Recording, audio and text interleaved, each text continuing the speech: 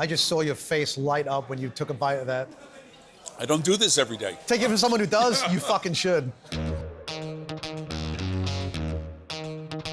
I'm going upstairs to the 4th floor of the Time Warner Center to visit Porterhouse, New York, where Chef Michael Lomonaco has promised me a luxury steak experience. Nick, welcome. How are you, brother? Good. Do you have a steak for me to try? A steak. I have 3. Come on. Wow, look at that. Nice soup. Thank you. So, clearly the New York strip. Just a beautiful strip steak, right? So prime beef. This is dry aged. And this is dry aged, 28 days.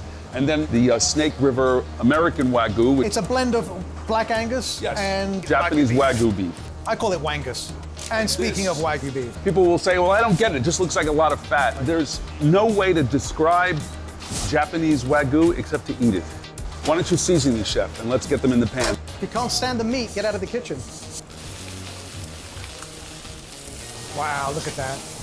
We call this beef butter. So we take our beef trimmings and we render out the fat, and we use that as a basting butter as we're cooking steaks. Yeah, you take the Japanese, and I'll take, yeah, here we go. So this is an impressive array here, chef. A lot of luxury on this table. I'd say we start with the American USDA prime. This is a steak you've had at all of the good steakhouses. It's Black Angus, classic American flavor. That dry age aroma hits you immediately. Okay, I gotta try this now. That's fucking awesome. So this to me, it's great. It's dry aged, so you get that gaminess, that blue cheese funkiness that you get from the dry age room. And the mouthfeel, it's supple, but it has some tension there. It has some bite to it. You can tell you're eating meat. So let's move on to the Snake River Farm. That's a very upfront flavor of beef. It doesn't have the sweetness of it. No, it has a different flavor profile. Very, very savory. What the prime beef has is minerality. It has a sweetness and a minerality.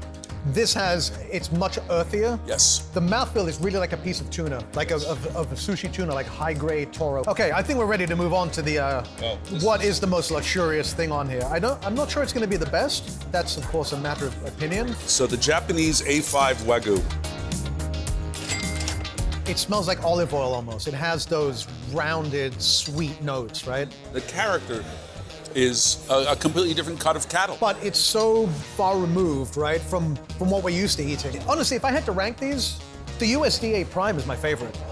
It's not just the familiarity. There's a combination of flavor there, yes, right? You have the flavor of beef, but then you have this whole notion of age on top of that. If you had age on the Snake River, I might prefer it, but I think I'd have to go with the decadence and the unctuousness of this cut right here. Japanese Wagyu is not an everyday indulgence. Maybe once in a lifetime. Maybe once in a lifetime. Luxurious experience. Thanks a lot. Always a pleasure. Thank you. Thank you so much, Nick. Thank you for watching. We'll see you on the next episode of Meat Life.